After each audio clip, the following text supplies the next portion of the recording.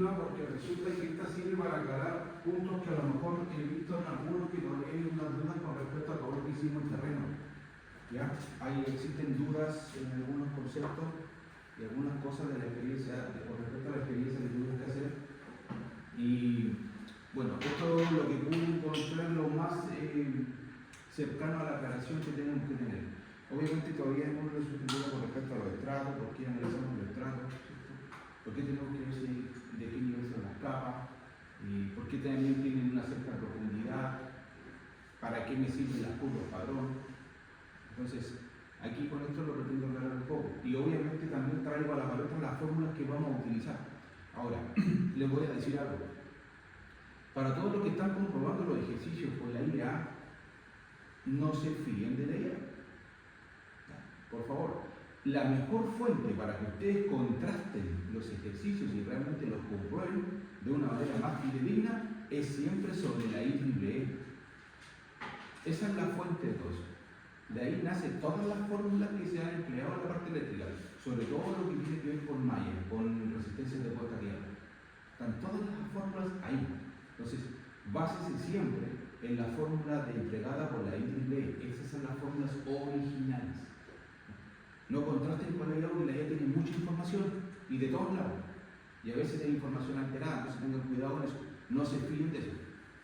Si te dice, pesque un texto de la IEEE y contrástelo con la fórmula. Esta fórmula es correcta, esta fórmula no es correcta. ¿En qué lado tengo elevado al cuadrado? ¿En qué lado tengo elevado al cuadrado? Entonces, ¿qué dice la IEEE? Dice esto. Entonces tengo que corregir. ¿Ok? Porque todos los cálculos que usted hace cuando declara bajo la IEEE, porque usted indica, según fórmula IEEE 80, plantea la fórmula. Con eso se declara. Usted no declara con una fórmula entregada por la IA, a pesar de que la IA recauda información de todos lados. Pero también le puede distorsionar en algún punto. Entonces, base fundamental, la IEEE. Y ahí con eso ustedes contrastan lo mismo. Esa es la forma, la fuente más confiable que tenemos. Porque son normativas que se van evolucionando siempre y se van analizando. Hay un centro para eso. Bien. Vamos a hacer un poquito con esto porque pretendo no hacerle hablar. Ya, el tema del sistema de puesta a tierra ya sabemos ya que tenemos que analizar un suelo, ¿cierto? Hay un conjunto de electrodos que tenemos que depositar ahí y obtener una resistencia de puesta a tierra. De la experiencia que nosotros hicimos allá en terreno, ¿qué pudieron extraer algunos? ¿Qué cosas pudieron de allá? ¿Qué cosas les llamó la atención de algo?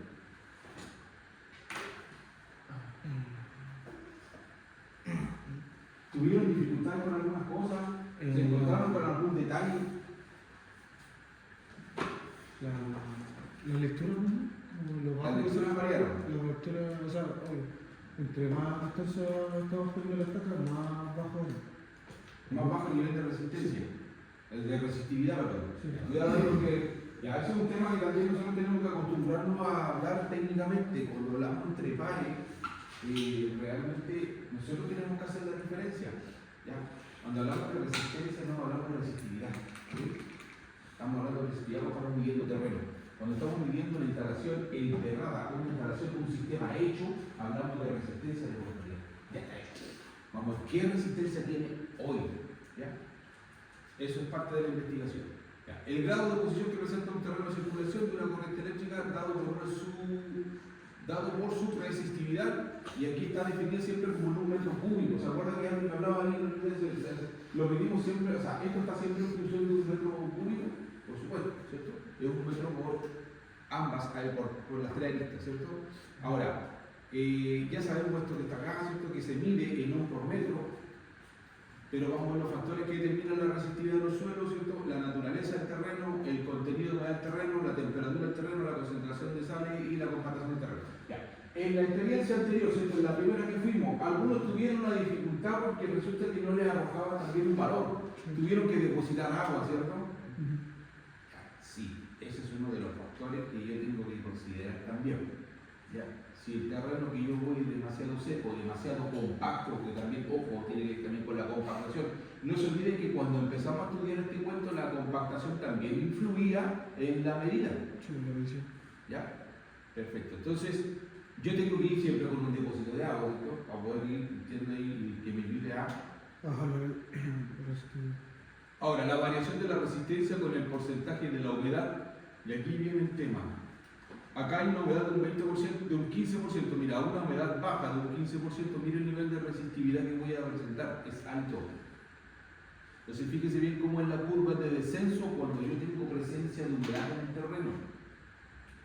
Y ahí tienen claramente este apoyo acá.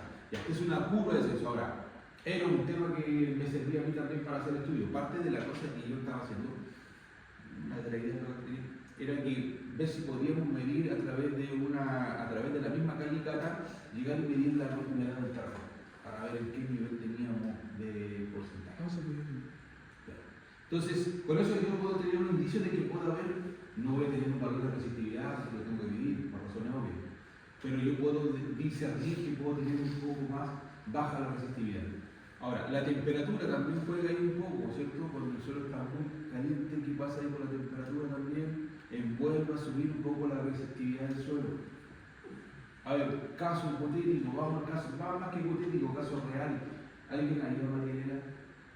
¿Ha trabajado a María Elena? ¿Cómo va el suelo ahí? Seco. ¿Y la temperatura del suelo?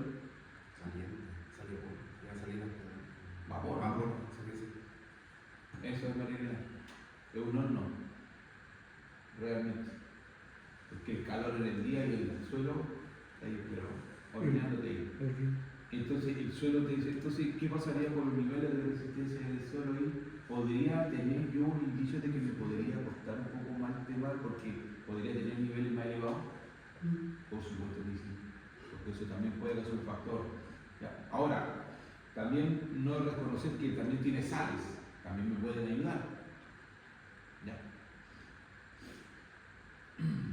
Con respecto a la variación de la resistividad con el porcentaje también de sales, aquí está también.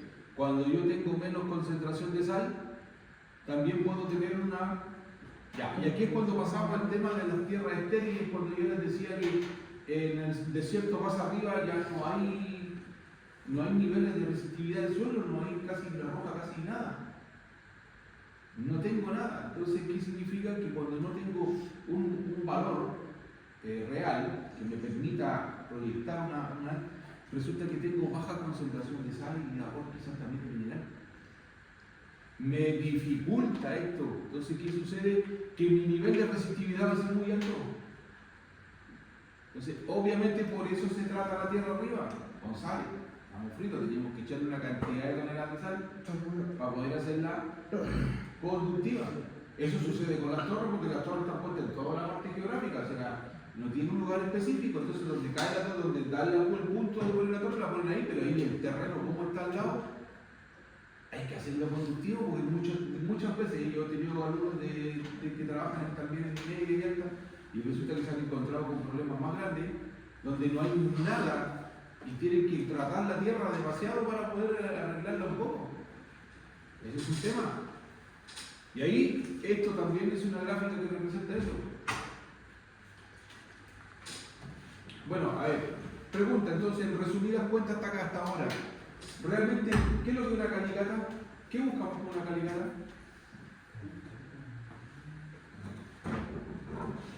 ¿Alguien ha leído respecto a eso? ¿Para qué sirve una calicata? Vamos a hacerle un hoyo en medio del sol.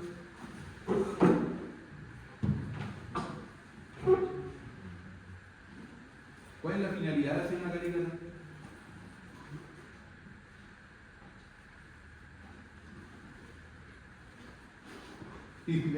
Le acabo de dar todos los tips antes de. Tienen durmiendo la neurona ya. Tienen que despertar. ¿Cuál es la finalidad de hacer una calicata después? Aquí, manda un viejo a hacer un hoyo. ¿Qué estás buscando?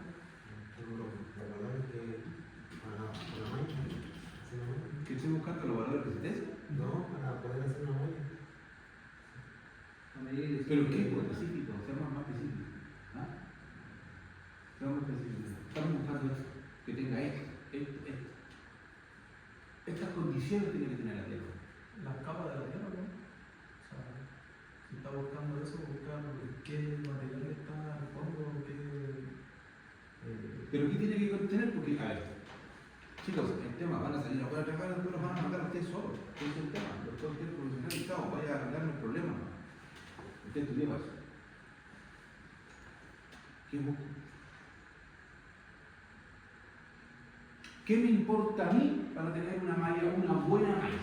¿Qué percibo yo? A ver, cuando todos partimos haciendo algo, partimos sobre la base de una idea, ¿cierto? De que tenemos que llegar allá, dependiendo de cuánto nos acerquemos, cuánto sea nuestro grado de precisión, ¿cierto?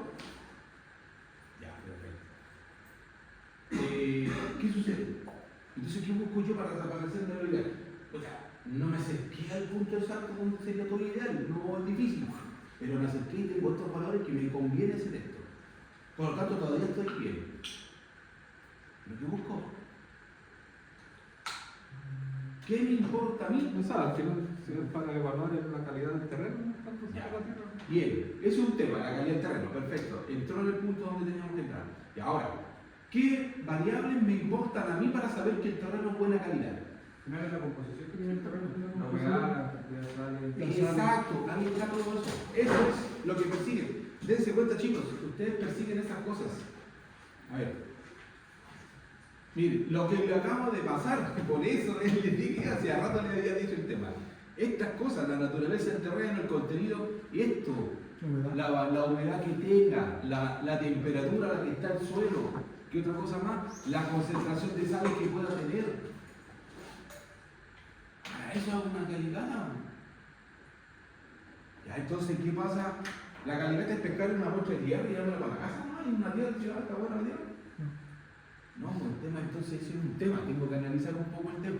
Entonces ahora, tal como los viejos rotuleros mandan a hacer muestras para saber qué concentración de mineral hay en una beta, ¿no? Porque eso es lo que persiguen. Ya. Pero cuando hago esto, ojo, también hay que guardar las proporciones, ¿cierto? No voy a andar haciendo una calicata para una tierra de 2x3, pues ya, olvídalo, pues si me van a mandar a Mono, porque nadie me va a pagar eso. Pero sí para una subestación que tengo que hacer una tremenda cuestión, a una malla que cuesta millones de pesos. Yo tengo que hacerla a lo mejor, una malla que cuesta mucha plata. Tengo que hacerla porque no le puedo ahorrar. Ahí no me puedo equivocar. Es mucha plata. Entonces, analizo estas cosas. ¿Qué hay que analizar primero? Porque es mucha la potencia, y la malla va a ser más o menos grande, hay que disponer de un presupuesto más o menos para esto. Claro, porque a lo mejor ustedes lo pueden tener valorizando el presupuesto. ¿Cuánto material va a meter? ¿Cuánto HH?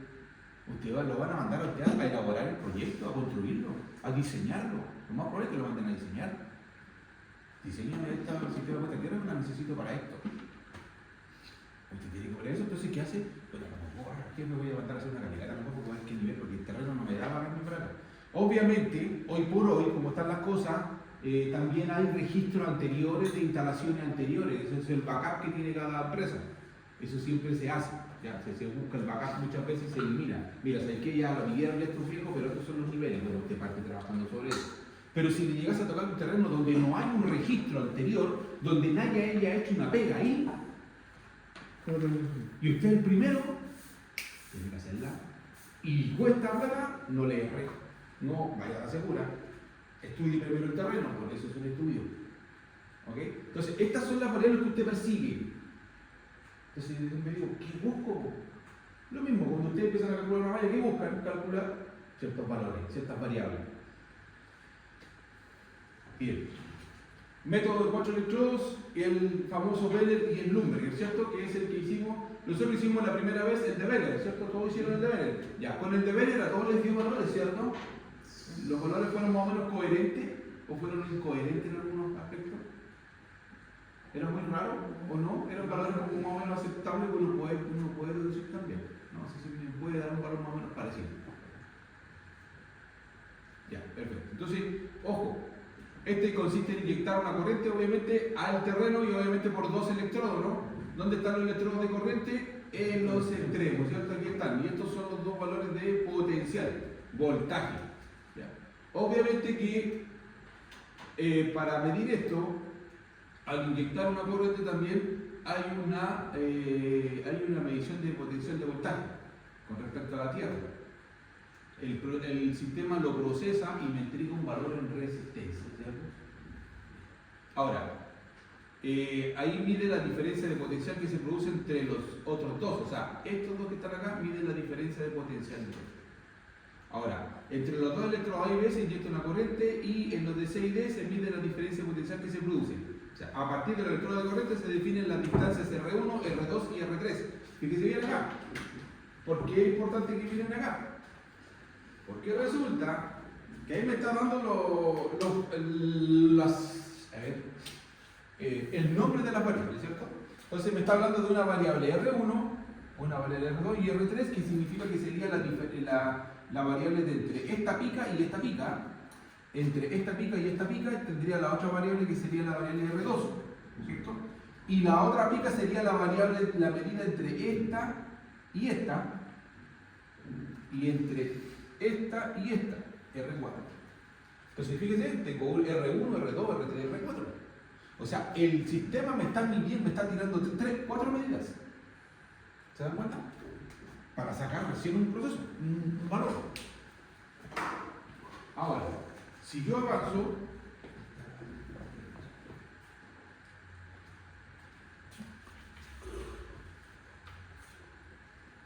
la ecuación fundamental es esa. Para calcular eso, para calcular ese RO, que me está midiendo estas cuatro variables, es esta. Entonces ahí la tengo claramente, que esa es una ecuación fundamental. Ya, esa es la ecuación fundamental que me entrega el RO producto de lo que está haciendo el equipo, ¿cierto? El equipo me está inyectando una corriente, ¿cierto? Que tenemos ahí, pero también tiene una medición de diferencia potencial, que tengo un voltaje. Y tengo valores entregados entre cada una de las picas, ¿cierto? Entre una estaca de voltaje y una estaca de corriente. Por eso me sacó un valor. Y eso me está entregando un valor de R, R1, R2, R3, R4. Eso lo puedo caer, Exacto. Y es una ecuación fundamental de la medición. Esta no es la que usted utiliza normalmente para los cálculos porque tiene que saber la corriente que está inyectando. No se olvide, usted está inyectando una corriente. Claro. Ahora, ¿cuándo usaría usted cuando tuviera que usar un equipo anexo? O sea, inyectar con un generador, a veces pasa. Con un generador puede usar esta fundamental. Si usted tuviera que usar un generador porque ya el equipo no le da porque la distancia es muy larga, ahí es cuando los viejos pescan esta ecuación fundamental y la utilizan para ir obteniendo los robos. Entonces, ¿cuánto es la corriente que le está inyectando con el generador? ¿Cuánto es el voltaje que le está midiendo también a través del generador? Y va obteniendo los valores de él.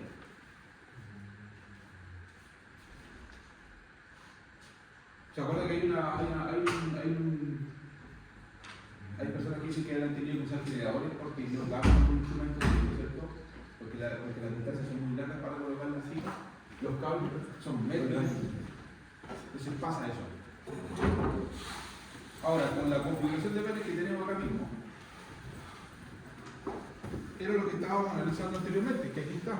Entonces voy a tener los famosos A, ¿cierto? Miren lo que tenemos ahí. Ahora, dice acá que están separados en la misma distancia. Estas son las distancias que ustedes siempre utilizaron en la primera experiencia, ¿cierto? Utilizaron esa distancia.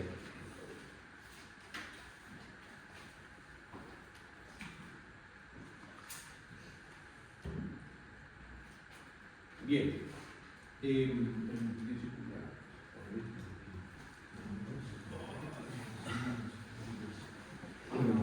No encuentro un calculador.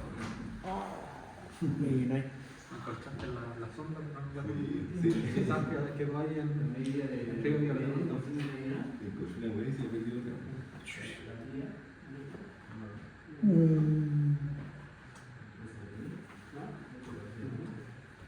¿Qué está pasando?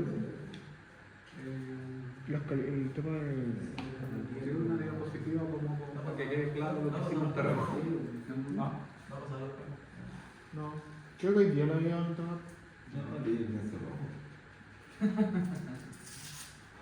Estoy en contacto con usted.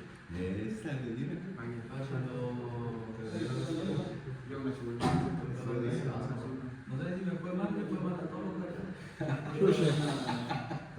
Ah, verdad que se pusieron una bien. No, es que había algunos que habían pasado respuesta, pues las pruebas eran diferentes. Ah, no. Teníamos lo mismo.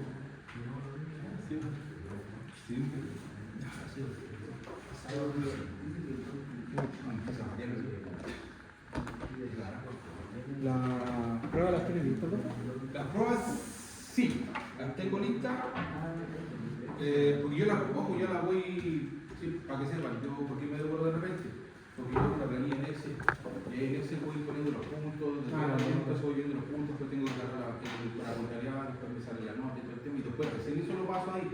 Yo hago la prueba y la tiro a la máquina porque de repente quiero tratar de ver si cometí un error, a alguien le desconté más puntos, a alguien le desconté menos puntos, no sé. Pero a esas cosas yo las hago de esas cosas, por eso también tardo un poco. Pero ya el jueves van a tener la prueba, se la voy a entregar. ¿Cómo estamos, profe? ¿Bien o más o menos? Más o menos mal, más o menos bien. Hay conocimiento de algunas cosas de la normativa. Y yo sé que algunos cálculos a algunos les costó porque había datos que no les cuadraban. Eso también lo sé. También lo consideré. Por eso que también tengo que revisar con cuidado, porque no puedo llegar y pasar por. Ya, está mal. No, porque tengo que analizar, me dijo esto. Normativa, sí. Hay un tema con la normativa, algunos puntos sí que no les queda claro todavía. Pero eso es un tema que manejo. Bueno, con la configuración del Schlumberger que saltamos ahora, la parte esta del Schlumberger, los dos electrodos de potencial se disponen simétricamente, ¿cierto? Ya vimos esta parte en terreno, lo obligamos ahora, entonces sabemos que simétricamente con respecto al centro de medición elegido a una distancia de separación mínimo de 1, 2 o 3 metros, ¿cierto? Ustedes quitaron la razón. Los dos electrodos de corriente se ubican también simétricamente con respecto al centro de medición.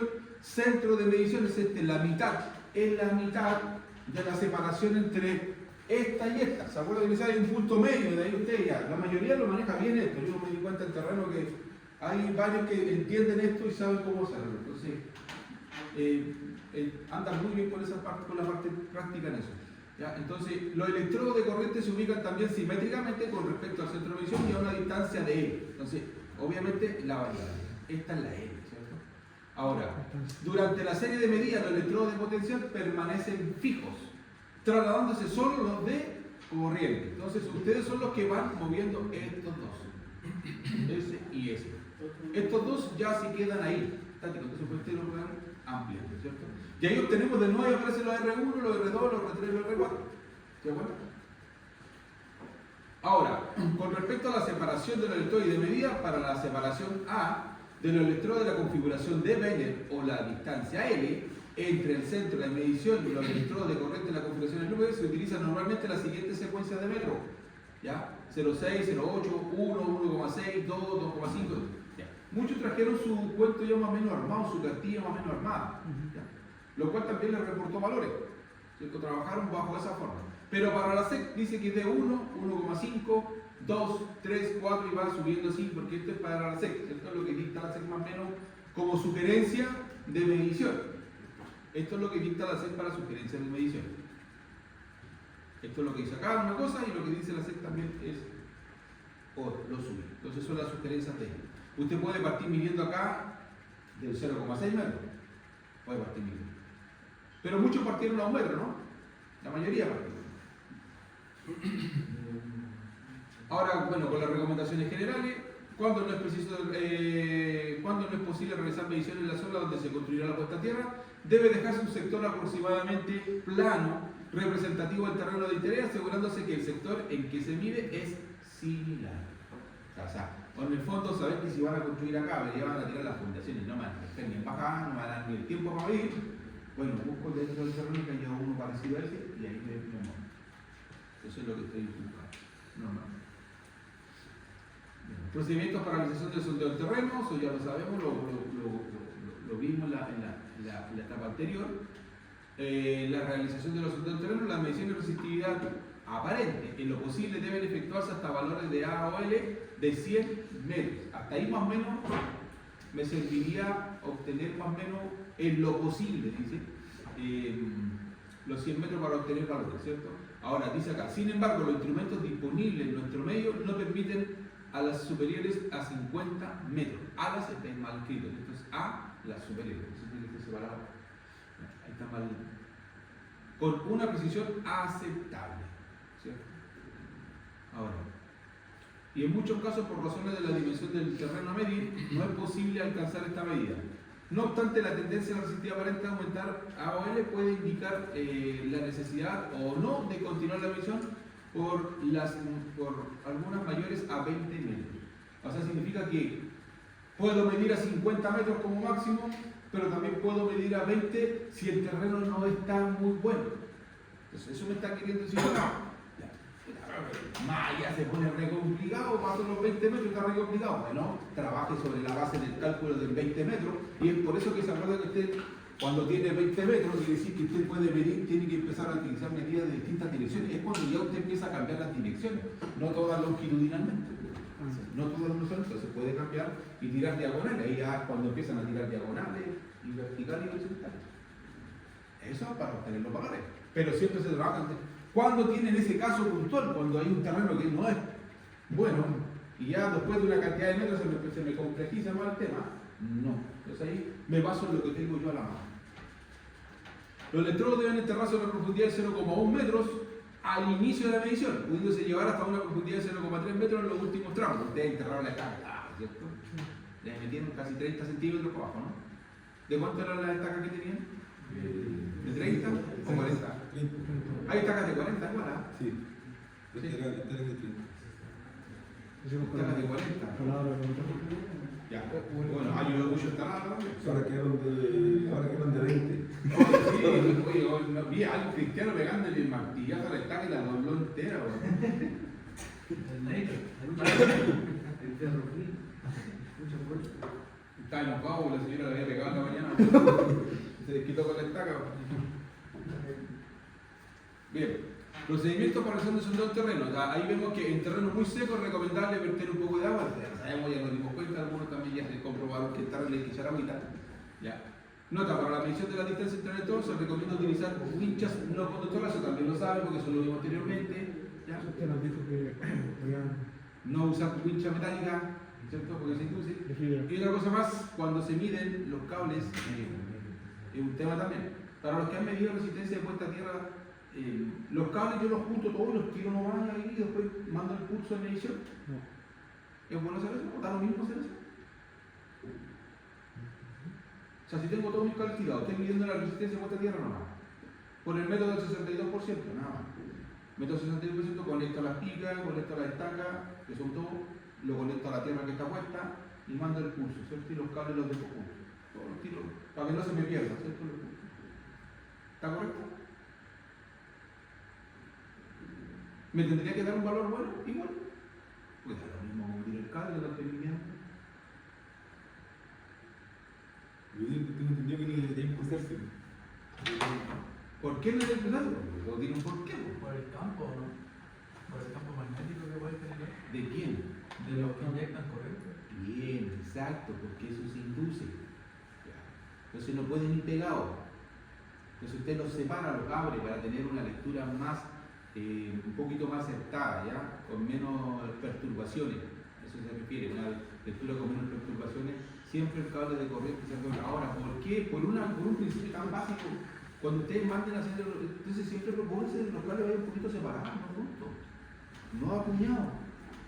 Entonces, manden un poquito separados los cables para que no haya una interferencia, sobre todo los cables que mandan corriente, ¿ya? Porque uno de los principios del paso de la corriente por un conductor es el campo magnético. Eso genera un paso de la corriente. Por cualquier cable que yo, y por cualquier conductor que yo esté mandando una corriente X, va a medir una presencia en un campo. Ese es el principio fundamental del paso de la corriente. Ya, avancemos. Entonces dice, dependiendo de la configuración utilizada, ya sea Penel o no, o el Lumberger, los datos de separación de electrodo y resistencia indicados por instrumentos deben insertarse en las ecuaciones que permiten determinar una resistividad que no representa la definitiva del terreno. Obviamente, sino para un valor aparente. Por supuesto, nosotros estamos obteniendo ρ aparente. ¿Ya? En la práctica, ustedes buscaron ρ aparente. ¿Ya? El ρ final o la resistencia de puesta a tierra final es la que entrega producto del cálculo. Todos esos datos van a una ecuación. La información obtenida de la medición en terreno en general se componen de varios estratos horizontales, ¿cierto? o con cierta inclinación, compuesto de material de distinta constitución, por lo que la resistividad varía notoriamente en la profundidad. Por supuesto, a ustedes les va a ir variando. Ya. Es importante entender que el lugar de medición esté alejado de las zonas pendientes pronunciadas o debido a que esto podría incluir un alto grado de error en la interpretación de los datos. Vale. Esto es bla bla que lo pueden ver ustedes después cuando yo se los dejaré. Ya. Es recomendable realizar la medición en una línea perpendicular a la dirección de la pendiente, alejándose lo más posible de esta. Ya pendiente está hablando de una caída de un cerro, ¿cierto? Ahí. Los métodos de interpretación. Para poder interpretar los datos obtenidos en las mediciones de terreno, curvas patrones. Y aquí viene todo el tema, ¿se acuerdan? Entonces ustedes busquen buscar. Ahora, con los datos obtenidos, ¿ya tuvieron una curva patrón más o menos aceptada? ¿Acercaron alguna curva ustedes? ¿Pudieron acercarse a alguna curva? ¿O tuvieron que ajustar mucho el margen de error? Cuidado, por eso les digo, porque la pregunta va para allá. O sea, hicimos la curva patrón, pero tuvimos un margen de error. La medición nuestra tenía, según el software, tenía un margen de error de un 36%, con lo que pasó en clase, ¿se acuerdan cuando lo veo? Que ustedes tenían que ajustar hasta donde le daba el límite, porque después no le daba. ¿Cuánto tuvieron que ajustar? En una de las experiencias, por lo menos la de Schlumberger, en el equipo nosotros alcanzamos a ajustar hasta el 32% y la curva se nos acercó a la calle 18. Y hasta ahí no hay. Hasta ahí no se puede ajustar. ¿No? Wow. ¿Ustedes? 40. 40% les dio. ¿Y hasta dónde lo ajustaron? Al máximo. ¿Les dio cero? No, o sea. ¿0% de error? No, el 40% de los días. Ajustándolo. Con ajuste hasta el 40%. Ahí le dio 32. No, pero que después lo ajustó, por eso lo digo. No, ajustado. Ajustado. O sea, era más grande el margen de error. Sí. Empezaba a cerca del 70% más que el También pensaba en 114. Wow, 114.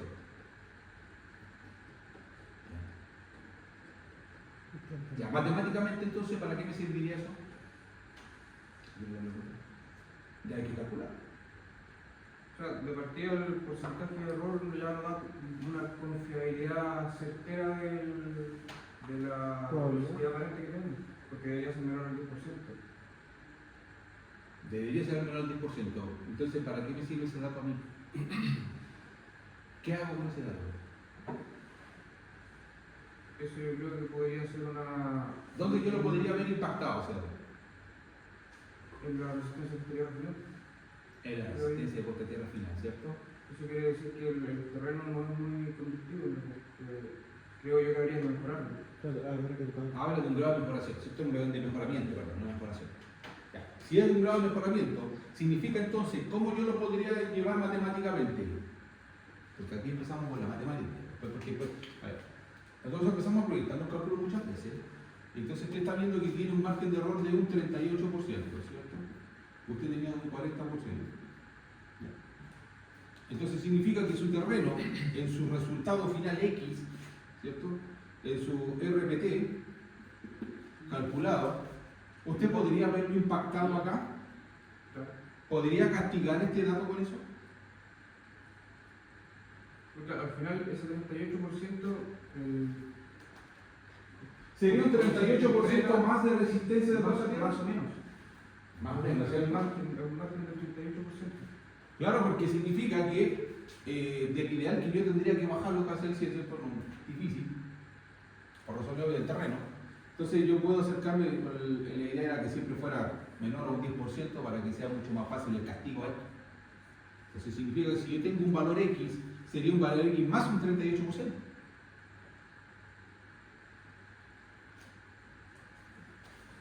Me podría costar más. Entonces, claro, sobre esa base yo también tengo que proyectar el material químico que voy a verter. Entonces, cuidado, proyecten eso, pero nunca se confíen de esto. Entonces, ¿por qué es importante el margen de error?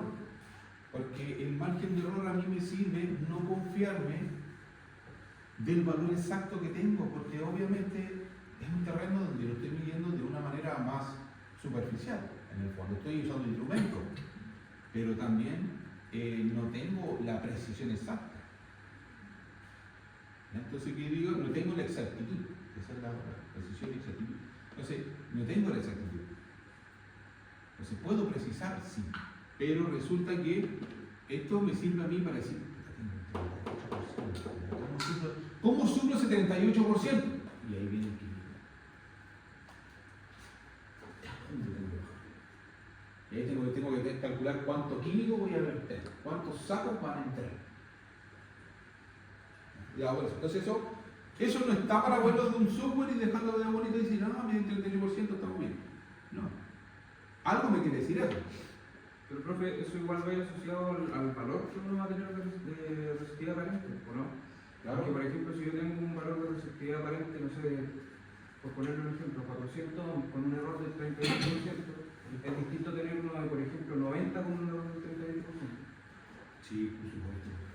Por supuesto, pero ojo, esa es la RPT. Cuando es la RPT es calculada. Sí. Ya, esta es la calculada. No es el error aparente del terreno. Ya, Sí. cuidado. Ya, entonces, esas son cosas. Entonces yo le digo que este se ve revertido al final. ¿Por qué le digo yo? Porque yo he hecho siempre la experiencia. La experiencia yo la he hecho porque he querido perseguir esto. Ahora, cuando yo lo hago con una pica de una barra normal de una tierra de una casa, así nomás, así de simple, la llevo ahí, porque quiero ser más exacto. Y pues primero practico con eso. Entonces yo digo, he calculado eso y me ha dado un valor X, no midiendo el terreno por si acaso, no he medido el terreno, pero me he basado en algunos datos estadísticos porque es para una casa. No voy a hacer una calificada para una casa. Entonces, obviamente trato de sacar el equivalente al terreno que tengo y me empiezo a acercar. Pero fíjense bien que cuando yo después le meto los valores, le meto el activo en la tierra baja, así, ostensiblemente. Y digo, claro, si te debería dar por cálculo, me debería dar 80 o 40. Pero cuando yo le meto el químico, baja a 11, 17, 14, 15. Claro, pero yo no contabilizo que también puedo tener un margen de error que lo tengo ahí. Pero claro, como yo le tengo el químico tratado, el químico me permite contrarrestar esto. Me ayuda. Entonces, por eso tienes que hacer el análisis entero. ¿Qué quiere decir ese margen de error? ¿Para dónde lo estamos buscando? Esas cosas. Ahora, los que se van a dedicar a esto tienen que ser bien persecutores de estos datos. ¿Ya? El software te ayuda mucho, sí. Hay software más exacto también. Ojo, este software también sabemos que es un software de versión claro. Pero no deja de ser interesante el programa por lo que es, por su versión. Pero después para tierra hay software más precisos también. Profe, en el momento uno va a hacer la gráfica en Excel. No vaya a ser en Excel. Igual puede obtener una curva logarítmica, un gráfico, Usa el gráfico logarítmico. pero no tiene la opción de mejorarlo. No, pero en el Excel no, en el Excel tú no puedes hacer ese ajuste. Ahí va usted solamente a tener la curva de los valores medidos. Exacto. Y yo esos valores son los que puedo después contrarrestarlos con las curvas patrón, independiente de que haya mejora o no mejora. Exactamente, también lo pasa. ¿Y cuál es la diferencia entonces entre, por ejemplo, apoyarme con Excel, en donde yo no voy a tener la opción de mejorar los valores y el tipo Windows de los mejoras? En el Excel simplemente es para representar los datos obtenidos. Es una forma de representación, es una gráfica. ¿Ya? Para tratar los datos, Excel no le da esa opción. No. Ya, entonces, Al momento de declarar, me puedo apoyar. Me puedo apoyar en Excel en el momento de declarar. por supuesto, pues eso va. Yo le acabo de subir el informe, por si acaso. Informe tipo, está subido. Está en la unidad 3. ¿Ya? Ojo, ese es un informe obtenido de una minera. Así que van a ver cómo se declara eso y va a ver que el Excel sale ahí. Lo tiene que representar. Usted saca la foto en Excel. Lo demás es simplemente representativo porque usted lo que está haciendo es validando por medio de una curva, una gráfica, los datos tenidos en terreno. O sea, el viejo que va a analizar ese informe, que esto es una curva más o menos relativa a lo que tiene que tener este gallo. Ya, pero como esto, sabemos que la tierra se tiene que tratar, hay un tratamiento, después usted empieza a hacer los ajustes, después tiene los valores. Listo. Ahora usted en el informe también coloca, si va a colocar la gráfica obtenida del ajuste, por supuesto, es bueno que lo coloque. Ajuste, margen de error, y usted lo explica, es un informe. Son informes. Van muchos datos. Y ojo, todos los datos, ya sea, a ver, ¿cuáles son los datos duros en un informe? A ver, ¿alguien me puede decir eso? ¿Cuáles son los datos duros realmente de un informe? Los cálculos. Cálculos. ¿Qué más? Evidencia. Normativa. La evidencia, ¿qué más? ¿Otra cosa más? Normativa. Normativa, ¿qué más? Calibración del equipo. Calibración del equipo, certificado de calibración. ¿Qué más? Datos duros. Pero lo demás, bla, bla. Registro fotográfico, perdón. Esa es la evidencia. ¿Qué cosa? Las mediciones. Datos duros. ¿Sí? ¿Qué otra cosa más? ¿Te das cuenta que son varias cosas? Las gráficas son datos duros también de un informe, chicos. Entonces, es atingente a lo que usted dice. ¿Puedo meter una gráfica de ese obtenida producto de los cálculos de las mediciones que hicimos en terreno? Por supuesto que tiene que ir. Pero mi consulta va en relación a que si yo lo hago en Excel, no me corro la curva, puedo tener una curva distinta, o obtener una curva distinta, compararla con la curva patrón, con la curva de Excel versus la curva de Excel. Mire, lo voy a explicar una cosa. Si usted va a colocar, si usted toma los datos, ¿cierto? Con los datos que usted le dio, Excel le dio una curva, ¿cierto? Vamos a ver el tema. Esa es la curva representativa del terreno. Lo demás es el cálculo y el tratamiento que usted hace para mejorar esa curva. Que después le haya reportado una curva mejor que la que tenía, no hay ningún problema, pero eso también se justifica. Eso no tiene cuestionamiento. Porque usted lo afianza, esa curva de Excel la afianza con la tabla, usted parte explicando que de la medición obtenida se obtuvo esta curva. Luego, el proceso de los datos y la obtención de la curva y el tratamiento que se le dio, producto de los cálculos, quedó de esta curva y esta es la curva más parecida a la curva patrón. ¿Por qué existe un plano ASBIL? Porque hay mejora en una instalación o hay correcciones, ¿no? Más que nada hay correcciones en una instalación eléctrica, ¿no? No se queda con el primer plano. El mono es el primero, el que va, es la figura representativa del plano. Pero yo sé que después ese viejo no me puede picar ese pueblo, entonces va a tener que pasar ese puntal. Y lo que tengo que hacer es que ese viejo después tenga que cruzarlo por otro lado. Pero en el plano te sale que yo voy a pasar por el tubo allá. Tengo que hacer un API. Entonces usted todo se lo justifica. No se complique por eso. Si está todo debidamente evidenciado, su informe siempre va a ser aprobado. Pues son datos duros. Eso me lo dijo un viejo de Poder hace mucho. Si usted manda un informe con puro bla bla, no lo van a dejar. Si usted manda un informe con datos duros, donde hay evidencia, hay gráfica, hay mediciones, hay estudio, hay cálculo, eso sí tiene valor. Y usted cobra por eso también. Por eso no lo hará. Un viejo que se sentó a mandar una cuestión de HH y conversó todo el rato en el informe y con pura foto, no se deja ni más. ¿Para esto por hacer eso? Ya, entonces, método de interpretación de ahí. La información global obtenida de las mediciones de campo son separación del electrodo, resistividad aparente, ¿cierto? Esta última calculada dependiendo de la configuración utilizada. Estos datos deben graficar sobre un papel logarítmico que debe tener una modulación de 62,5 milímetros por década. ¿Cierto? Se deberá representar la separación del electrodo versus resistividad aparente.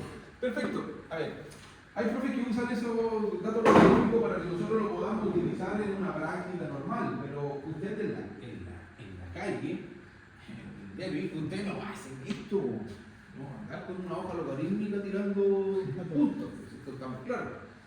A ver, esto lo tiene, ojo, esta hoja logarítmica sí va, pero en CAD no va en papel, no le va a mandar el papel a la seca.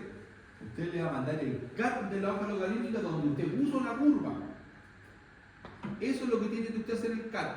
Usted hace el CAD su hoja logarítmica y después luego esa hoja logarítmica a usted le queda como plancha, como plantilla.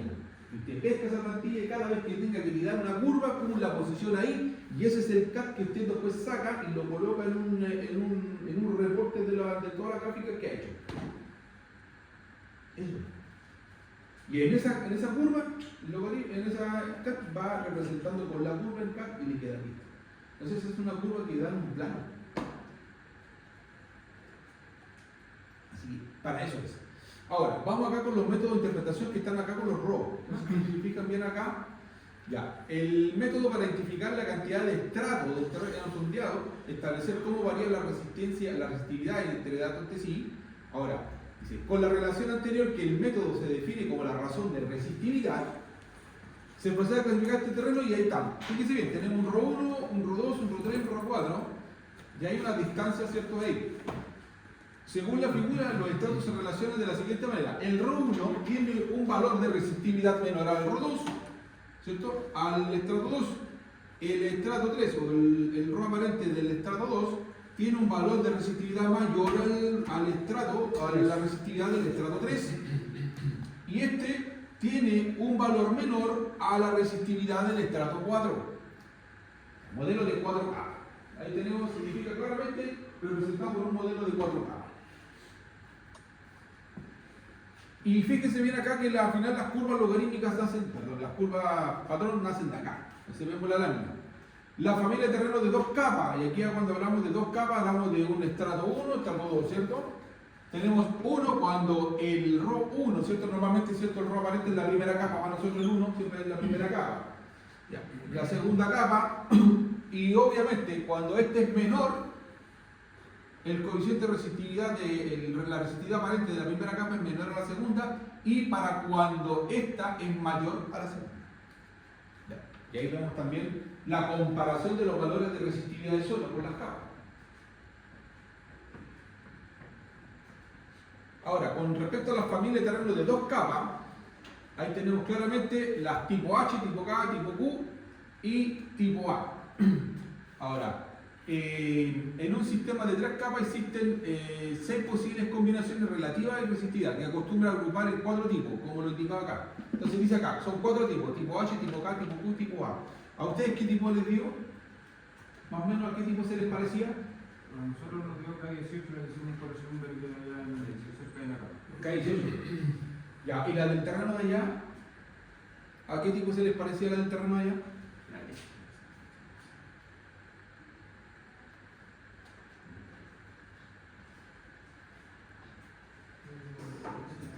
Bien. Si se fijan bien acá, estas son las curvas, miren, más o menos representativas, ¿ves? Estas son curvas representativas, estas son otras curvas también representativas, y van dando los tipos acá. Este es tipo H, estas son las curvas representativas de tipo H, estas dos. ¿Ya? ¿Por qué estas dos? Porque ahí tengo una capa 1, capa 2, capa 3, cuando mi ρ de la primera capa es mayor al ρ de la segunda capa, y la segunda capa es menor también al ρ de la tercera capa. Profe, consulta esos ρ 1, 2 y 3 hablan de las capas del terreno. Sí, la resistividad de cada capa.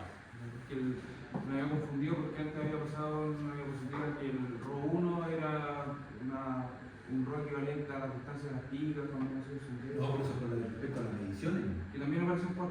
Sí, ρ 1, 2, 3 y 4. No, pues son R1, R2, R3, R4. No, pues no es un ρ, es el R nomás. Es el valor que tengo entre una medida y otra nomás, entre una pica y otra nomás, pero aquí estamos hablando del terreno, hablando de la capa. Claro, no se confunda. Yo sé que usted se me confundido con esto. Usted se confundió con eso. No, nosotros estamos viendo esto. Y ojo, esto se llama ρ aparente. ¿Ya? Entonces siempre estamos trabajando sobre algo aparente. Ya, lo mismo va a ser potencia eléctrica cuando ustedes trabajan con un KVA, ustedes están hablando de potencia aparente. Aparentemente tiene esta potencia. Bien, entonces este ρ, esta R es otra producto de una medición. Entonces ahora, si se fija bien acá, estas dos curvas representativas son de estas cuando se presenta de esta forma, las capas, las 3 capas. Ahora, en el tipo K, que sería este que está acá abajo, aquí tengo, a ver, ese para los dos, este es para acá y para acá.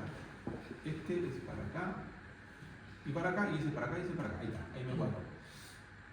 Ya, ahí está, perfecto. Entonces K tiene dos curvas igual representativas como la de arriba, pero de forma distinta. ¿Ven? Esta es hacia abajo, ¿cierto? Estas dos de acá, el tipo H es hacia abajo, y esta es tipo K, es cuando la curva es hacia arriba, ¿no? O sea, perdón, esta es una curva decreciente y ascendente. Esta es ascendente y decreciente. Así se ve. Entonces, obviamente, significa que va bajando el nivel de resistividad aparente. Este de acá, el ρ1 es menor que el ρ de la capa 2, y la capa 2 es mayor que el ρ de la capa 3. Pues ahí lo vemos reflejado. En la Q, que sería esta que está acá, ahí vemos que el ρ1, mira acá, ¿qué pasa? El ρ1 termina siendo el menor de todos, perdón, el mayor de todos, perdón, el mayor. Y el 3, ese es el menor de todos. Eso es lo que me termina diciendo esto. Entonces, por lo tanto, la mayor resistividad que yo tengo es en la capa 1. O sea, en la primera capa tengo la mayor resistividad de suelo. Por lo tanto, lo mío es gradual, es descendente, ¿cierto? Por lo tanto, es esta. Esta es como la más representativa de esto. Entonces va bajando por acá. Significa que partí con la primera capa, bien, capa 1, ya entre esta y esta, tengo ese nivel alto de resistividad, pero va descendiendo, entonces me convendría trabajar sobre la capa 3, ¿cierto? Para mí, mi resistencia en puesta a tierra, yo sería donde ya tendría que orientarlo. Ahora tendría que después luego determinar a qué altura, que es otra cosa, ¿ya? No se olviden, estrato, altura, roca. Y tipo A, que sería esta que está acá, que ahí sería al revés, ¿cierto? Tendría siendo que esta es menor que todas las demás.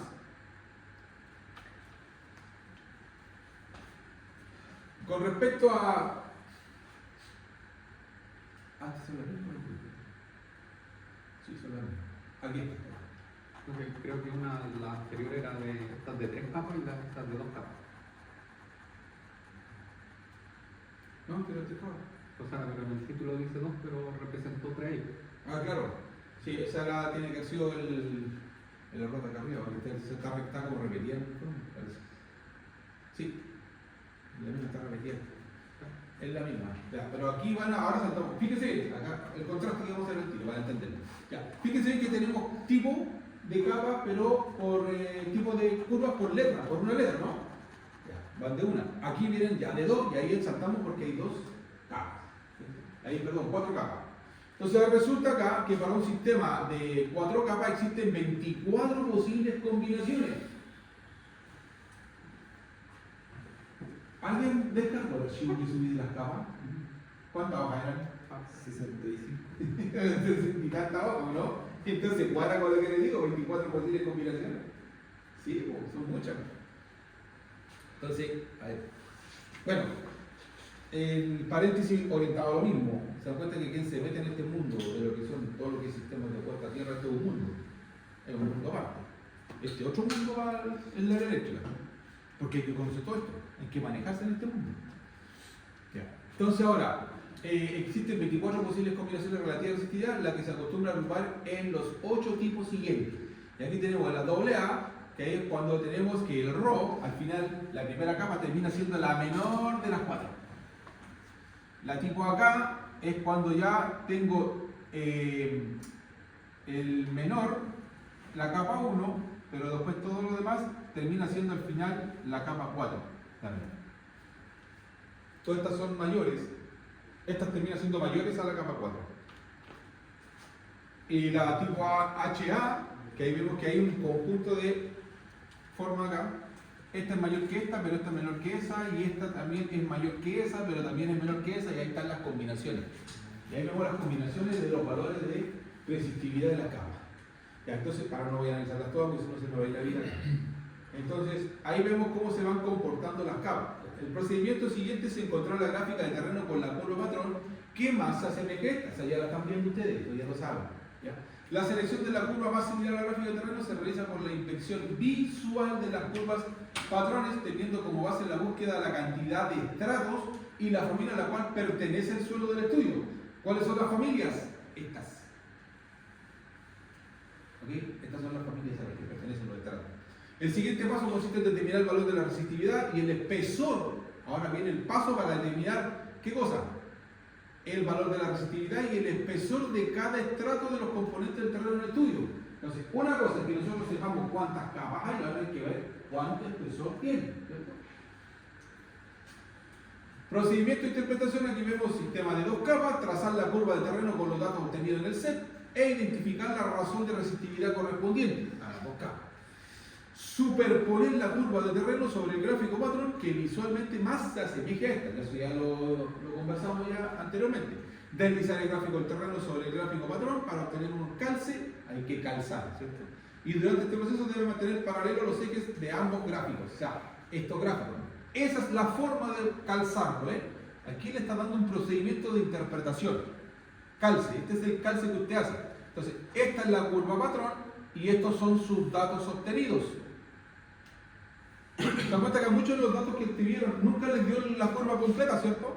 Les dio como, le faltaban como pedazos de curva, ¿cierto? Les faltaba como continuidad. Ya, porque fíjense bien, porque está, la curva patrón es más terminada.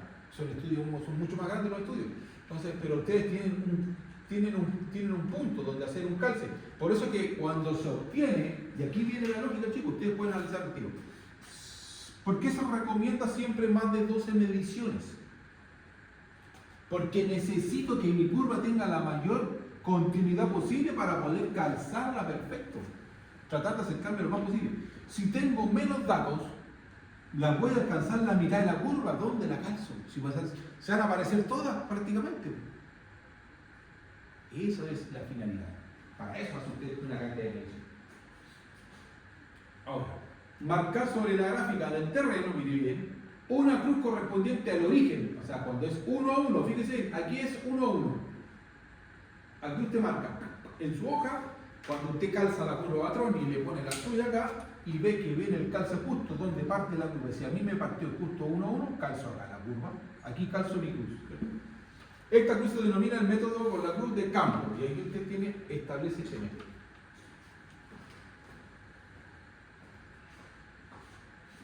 Leer en el eje vertical del gráfico del terreno, la abscisa de la cruz de campo, este valor corresponde a la resistividad de ohm por metro de la capa superior.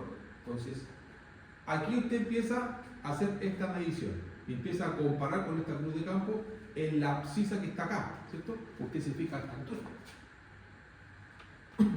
Leer el eje horizontal del terreno de la ordenada de campo y este valor corresponde al espesor en metros de la capa. Esto, por lo tanto, capa superior, espesor tanto, y aquí cruza la línea. Entonces, leer el número que indica la curva patrón seleccionada. Si se fija bien acá, en esta parte de acá, cuando usted posiciona la cruz de campo, en esta parte usted está midiendo ¿qué cosa? La resistividad. Entonces, y la resistividad se mide en ohm por metro. Entonces, cuando usted luego de eso traza la línea hacia abajo, ¿usted qué está haciendo aquí midiendo? El espesor en metros. Entonces, ahí recién usted empieza a darle valores a lo que hizo el terreno. Por eso es que muchos se preguntan, oiga, Romy, ¿cómo vamos a saber qué capa es? Oiga, alguien me preguntó el otro día, me dijo, oiga, pero estamos haciendo esto, pero no tengo idea cuánto mide la capa. Sí, bueno, hay que, para esto es esto. Con eso se determina. No hay alogímetro. Así. Y vamos acá. Entonces, por lo tanto, la resistividad de la segunda capa se determina por medio de la siguiente expresión. Entonces ahí viene el ρ por el número de y por el ρ1, ¿cierto? Si el número que indica la curva es un parámetro señalado como K, el valor de la resistividad del segundo estrato se calcula como 1 más K por el ρ, ¿cierto? Y ahí obtengo el valor del segundo estrato. El espesor del segundo estrato se considera de un valor infinito. ¿Cierto? Y aquí vemos para interpretar el procedimiento para 3 capas. Ahí trabajamos anteriormente solo con 2 capas. Ojo, esta presentación la voy a dejar arriba. ¿Ya? La voy a dejar hoy día porque después me voy a olvidar. Me hacen recuerdo al tiro antes que nos vayamos.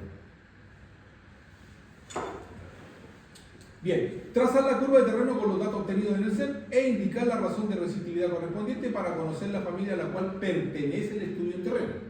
O sea, obviamente, vemos aquí que tenemos 3 capas. ¿Ustedes trabajaron sobre la base de 2 capas? ¿Estuvieron viendo eso? ¿O la curva le dio más o menos pronunciada? ¿Le dio una curva más o menos larga? Nosotros nos dio 3 capas. Les dio 3 capas. Les dio 3 capas. Entonces nosotros estaríamos trabajando bajo esta óptica, ¿no? Bien. Entonces, por lo tanto, superponer el gráfico del terreno, patrón, que visualmente más se asemeja a esta, deslizar el gráfico, o sea, ya sabemos ya, esto ya el procedimiento ya lo sabemos, no lo vamos a repetir. Y obviamente, ¿qué hacemos acá? Con respecto a esta razón, nosotros hacemos el calce perfecto con respecto al punto, ¿cierto? Y ahí determinamos también el número. Ahora, dice acá, deslizar el gráfico sobre el terreno para obtener un calce lo más perfecto posible entre la curva de terreno y el patrón, bla, bla. Durante este proceso deben mantenerse paralelos los ejes de ambos gráficos, ¿cierto? y obtenemos eso. Ahora, marcar el gráfico del terreno con una cruz correspondiente al origen, obviamente, y la curva patrón de campo, ¿cierto? Hacemos la cruz de campo, perdón. Y aquí está más o menos donde lo hacemos con respecto al origen. Ahora, leer el eje vertical del gráfico de la abscisa del campo y correspondiente al valor de la resistividad, que eso ya lo sabemos, y de la capa superior, o sea, se refiere al RO 1. Con respecto al eje horizontal del gráfico, en la ordenada, aquí vemos lo que es el espesor, ¿cierto? Pero ojo, mire bien, el estrato 1, ¿ya? Para determinar la resistividad del segundo estrato se utiliza la expresión que está acá, ¿cierto? La que obtengo en B, ¿cierto? Por el RO 1 y obtengo el valor. Para determinar la resistividad del tercer estrato se utiliza la siguiente expresión, o sea, el 3, el valor de C, por el RO 1, y el espesor de cada capa intermedia, segundo estrato, se determina multiplicando el número que indica la curva del espesor del primer estrato, es decir, esta que está acá, por el número que está determinado por el estrato 1. Y el espesor del tercer estrato se considera de un valor infinito. O sea, pasamos al tercer estrato que se considera como infinito. Hicimos un cálculo con eso. ¿Se acuerdan que el cálculo que hicimos que el tercer estrato lo determinamos hacia infinito? ¿Lo recuerdan? No? Entonces, por lo tanto,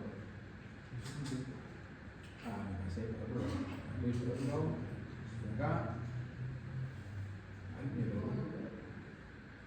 Llegué acá, ¿cierto? Me perdí. No, una menos. Ahí. Que empieza con el de 4 capas. Ay, nada, entonces el 4, ahí está. Ya, y ahí tenemos el valor que se considera como un valor finito y ahí terminamos, ¿cierto? Listo, perfecto. Esa es la de 3 capas y ahora pasamos a la de 4 capas. Y ahí vamos viendo cómo se van interpretando las 4 capas. Ahora, ¿por qué le paso esto también? Porque también necesitaba yo explicarle esto. ¿Se acuerda que le dije yo que después les voy a explicar más o menos el tema de las capas? Porque ustedes tienen que hacer el informe. Y tienen que hacer el procedimiento para poder hacer los cálculos. Superponerla, obviamente trazar las curvas, superponer el terreno, eso ya vamos a hacer el cuento, lo pasamos por arriba, ya lo sabemos, el gráfico, ¿cierto? Ya hacemos el calce perfecto y ahí vemos la cantidad de X que tiene un número determinado.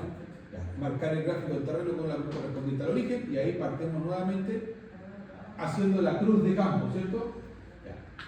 Siempre partimos calzando con la cruz de campo. El eje vertical, ¿cierto? De la abscisa, y una vez aquí con el eje vertical vemos nuevamente, vemos el valor en el origen que obtuvo con el valor de la resistividad de 1 por metro y también vamos a trazar la línea hacia abajo y vamos a obtener el valor del espesor, ¿pero de quién? De la primera capa, del RO 1.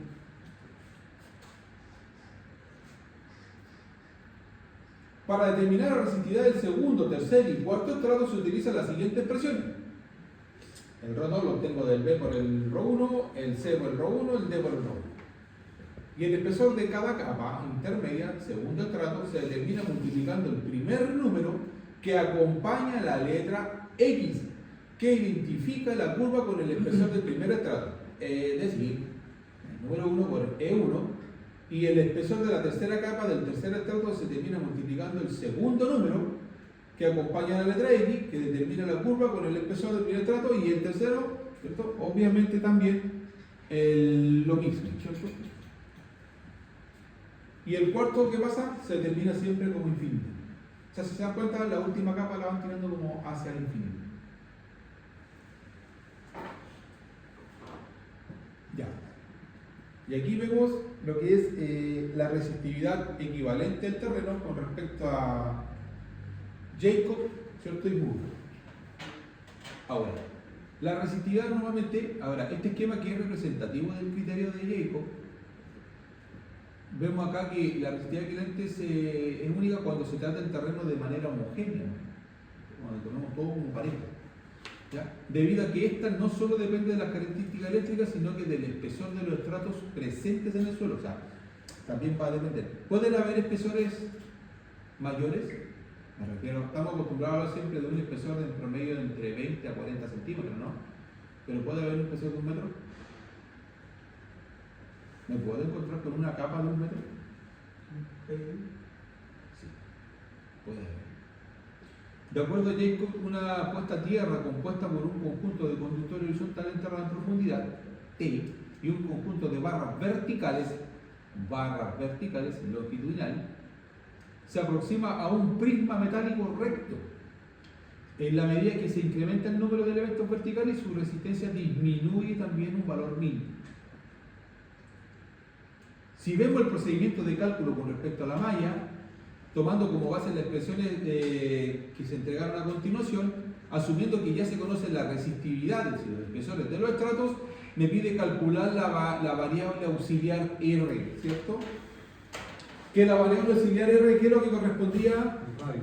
Al radio, perfecto. ¿Y el radio de qué está provisto? ¿Qué es lo que significaba el radio aquí entonces? Que era un tema que lo vimos ese día del radio.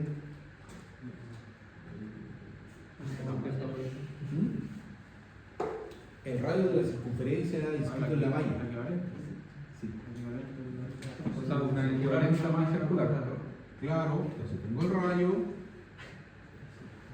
este es mi R, pero resulta que yo tengo una malla, ¿no? Entonces me asume esto. Entonces esta es la malla.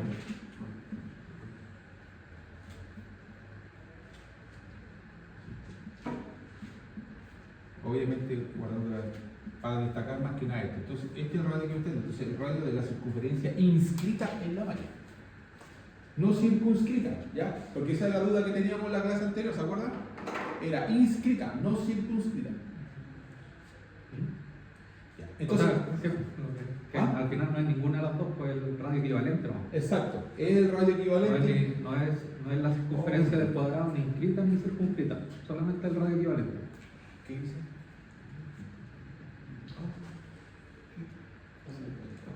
Ahí se volvió. Sí, en realidad en el fondo eso es, pero en el fondo representa un equivalente nomás. Ese es un tema. Lo mismo que la malla cuadrada de 10 por 10 es equivalente a un círculo de 10 por 10. Exacto. O sea, Entonces vamos acá que la superficie de la puesta a tierra está dada en metros cuadrados, la constante también la tomamos, y calcular la variable también de R también, que está acá. Entonces obviamente también donde el H sub E, ¿cierto? Que está acá, que es la profundidad de enterramiento de la puesta a tierra, tenemos todas estas variables dadas, ¿cierto? Ahora, calcular la variable auxiliar Q, ¿cierto? Que teníamos acá, que se calcula de esta forma, pero también teníamos las variables auxiliares de BI, que son valores, este es un valor adimensional, por lo tanto, ojo. Pregunta, ¿qué quiere decir un valor adimensional?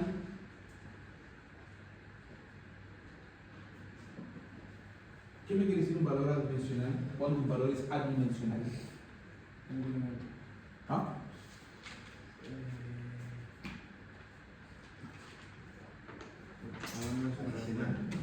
¿Ah?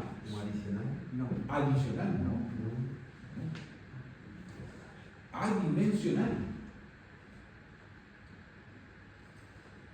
Hay cosas que son distintas, solo una palabra. Que no tiene una dimensión, si no tiene una dimensión, no la puedo medir.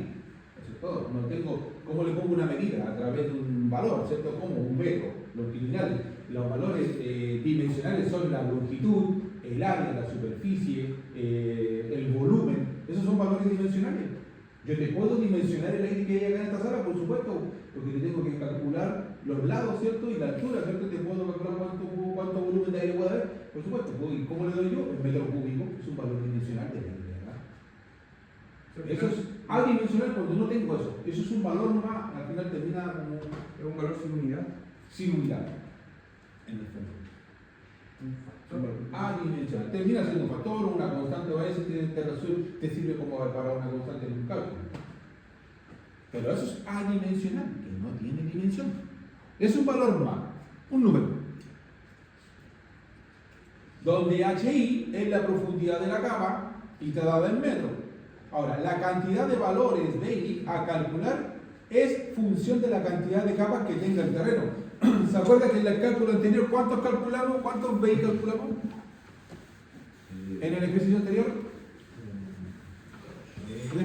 ¿Hicimos 2 o 3? Hicimos 2 nomás, porque resulta que el tercero ya era infinito, ya no iba. El primero lo hicimos a 20 o a 40, ¿se acuerdan? Ya, a 0,5, perdón. El segundo lo hicimos a 1 metro porque después lo sumamos. El primero es 0,2, el segundo 80 a 1. A 1 porque El se sumó. segundo a 1. Listo. Ahí terminamos. Entonces. ¿Ah? No. Entonces la cantidad que está dada acá, y obviamente para un solo de 3 capas se calculan B1, B2 y B3, pero el B3 ¿qué pasa abajo? Ya. Infinito, no se tomaba en cuenta. La expresión para los valores de BI es equivalente definiendo solamente la profundidad a utilizar. Entonces, por ejemplo, el BI se utiliza en HI y para B2 se utiliza el H2. Y de esta forma sucesivamente. Entonces van tomando los valores que le corresponden a cada BI. Ahora, calcular las variables auxiliares de FI, que también es un valor adimensional. Ya. Ahora, ¿por qué resalto esto? Porque después cuando calcule la hueá, no se ande preocupando diciendo ¿qué estoy calculando con el FI? ¿Qué estoy buscando? Usted no está buscando profundidad, no está buscando espesor, no está buscando anchura, no está buscando nada. Eso es un valor, un dato. Eso es un dato. La cantidad de FI está en función de la cantidad de valores del PI. Entonces, obviamente, ¿cuánto FI también tenemos que hacer en la prueba? ¿Para tener el cálculo? Todos, ¿o no? Calculamos 2 porque el tercero ya no era necesario, ¿se acuerdan? Entonces la resistividad equivalente para suelos de 2 capas era esta función. ¿Se acuerdan de esta fórmula, no? Ya. La hicimos en el cálculo, está en el ejercicio. Y para suelos de 3 capas, ¿qué va a pasar? Vamos a tener que hacer esto que está aquí. Y para suelos de 4 capas, esta fórmula va a ir creciendo. Pero fíjese bien, aquí parte con F2 arriba, aquí parte con F3 arriba y acá con F4 arriba. Cuando se le agregan las capas se le tiene que poner arriba. Entonces estos F van parando acá. La resistencia de un electrodo vertical. Ya, esta configuración de puesta a tierra tiene como principal defecto el hecho de que su resistencia es bastante elevada. Obviamente, por ejemplo, tomando como base A una resistividad de suelo de 100 ohms por metro. La resistencia de un electrodo de 1,5 metros por 3/4 de diámetro alcanza en promedio a los 60 ohms. Promedio, ¿eh? 3/4 de diámetro. O sea, estamos hablando de un electrodo de 1,5, de una barra de 1,5 por 3/4. Normalmente, la pregunta que le hago acá, porque es una pregunta de terreno, si este me dice que es de 3/4, pero resulta que yo en el campo, en el comercio, dispongo solo de media pulgada, ¿qué me va a pasar con eso? ¿Va a aumentar o no? ¿Va a aumentar?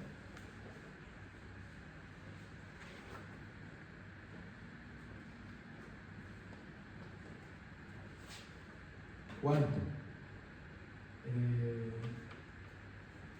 Sobre lo que está puesto ahí. ¿Cuánto va a aumentar respecto al cambio de a medio metro? 25%. ¿Cuánto? 25% más, ¿no? 25% más. 3/4 de una, ¿cierto? Ya, porque resulta que la medida que viene después de esta viene 5/8. Antes de 3/4 viene 5/8. Porque eso existe en la realidad. Yo tengo varillas en la realidad de diámetros, de media, de 5/8, de 3/4 y ahí de una pulgada. Muy rara. O sea, hay, pero No se vende en el comercio. Prácticamente muy raro encontrar de una pulgada. 5 octavos, 5 metros. ¿Ah? Se gana por 5 octavos. Exactamente. Hoy una barra Cooper, ya estos chicos para que lo sepan, para los que están en la parte práctica, los que quieren trabajar en esto es más común. Pero este también es común. Esto es más difícil, existe, pero es más escaso. Si va a tirar una barra en un terreno, siempre tiene por la más amplia, la más con el espesor más alto, 5/8. Entonces me va a valer un 25%, pero si yo tengo una de 5/8 que es menor que esta, que va a estar entre esta y esta, significa que esto me puede servir en promedio 10 ohms, 12 ohms me puede servir. Entonces me va a subir más. Ahora, pregunta. Si tengo la barra según normativa y me da 72 ohms, ¿puedo pasar con ese valor declarado así? ¿Depende para la casa? Si yo sí, pues estamos hablando de una barra, porque es el cálculo de una barra. Si tiene una barra y resulta que tiré de medio, pero me subí a 72, 75 ohms en promedio, ¿puedo pasar la SEC con esa declaración de puesta a tierra? ¿Puedo declarar 75 ohms de valor de puesta a tierra? No, porque desde 40 para abajo, ¿no? No, auxiliares. 40 y te Puedes declarar de hasta 80, pero si cumple ciertos requisitos. Ahora entiendo por qué fallaron en la rueda. Porque está en la rueda y sale la normativa que dice que usted puede declarar una resistencia de puesta a tierra. ¡Ojo!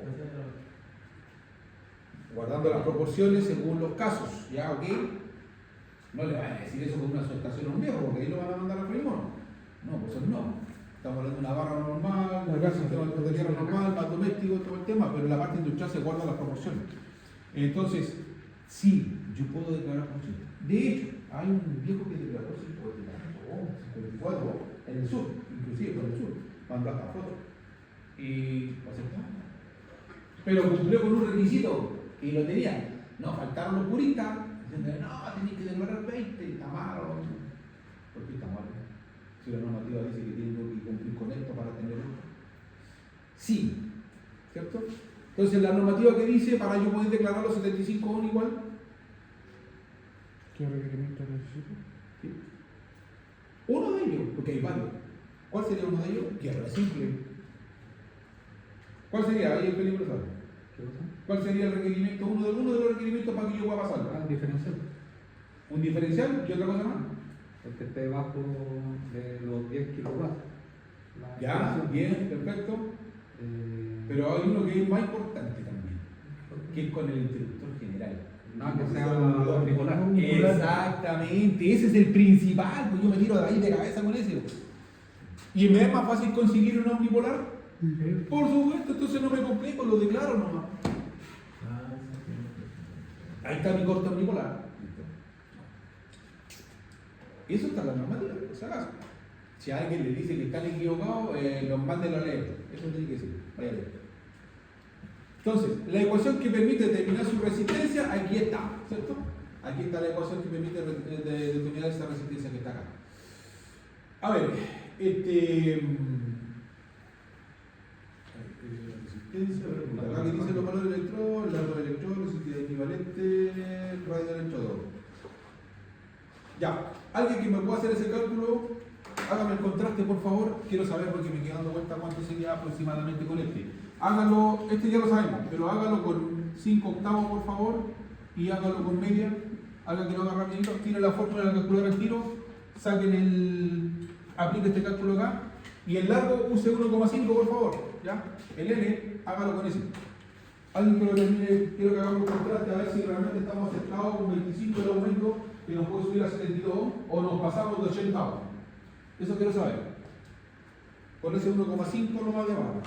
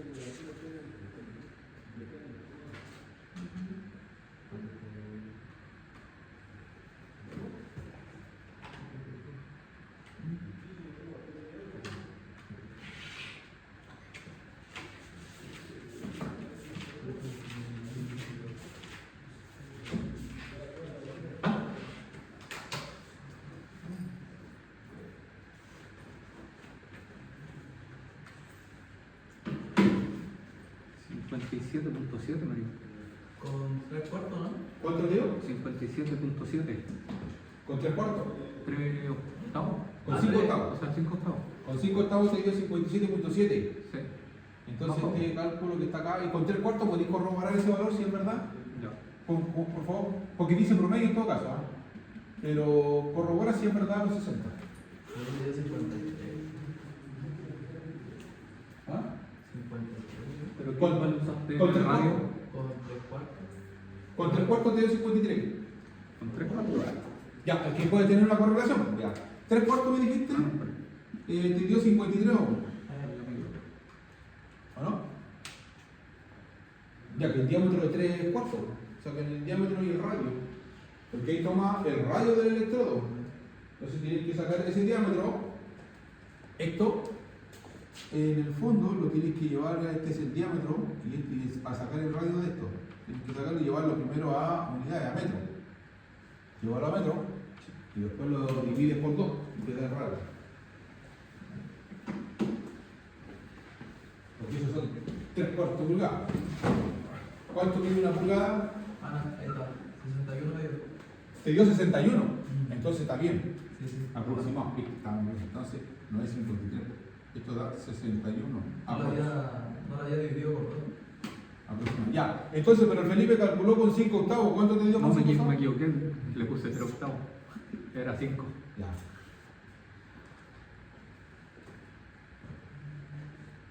¿Qué te puede dar menos? Pues? Que ahí también me empezó como a dar un...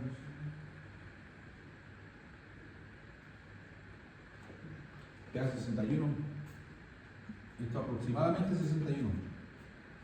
Y este es de media pulgada. ¿Cuánto le da?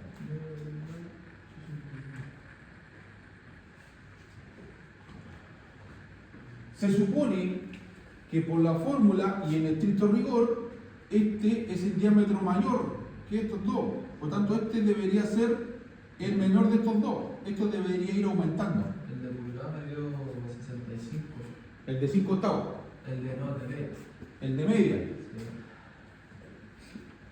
Ya, entonces este debería estar entre este y esta. ¿Y usaste la fórmula tal cual que me está diciendo? Seguro, sí. Pescaste la fórmula con el rho equivalente. A eso El rho no le equivalente falta. dio, ojo, 100 metros los rho equivalente, 100 ohm por metro. A esa no le falta ¿Te falta un dato? restarle el 1 a la fórmula. No, que estamos usando esta fórmula nomás. Ya. Y está el logaritmo natural, la longitud. Pero no está todo.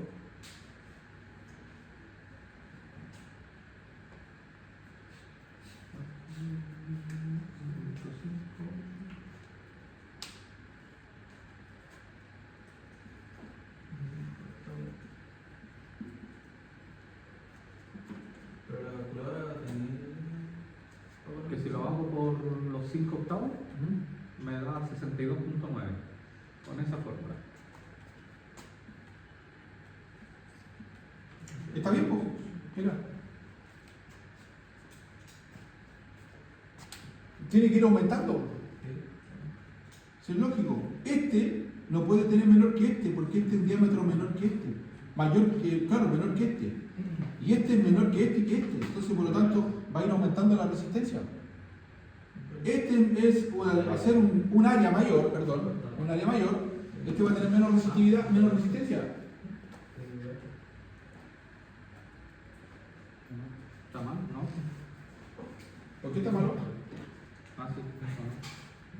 El 5 octavos es más chico que el... El 5 octavos tiene que ser un poquito mayor la resistencia que el de 3/4.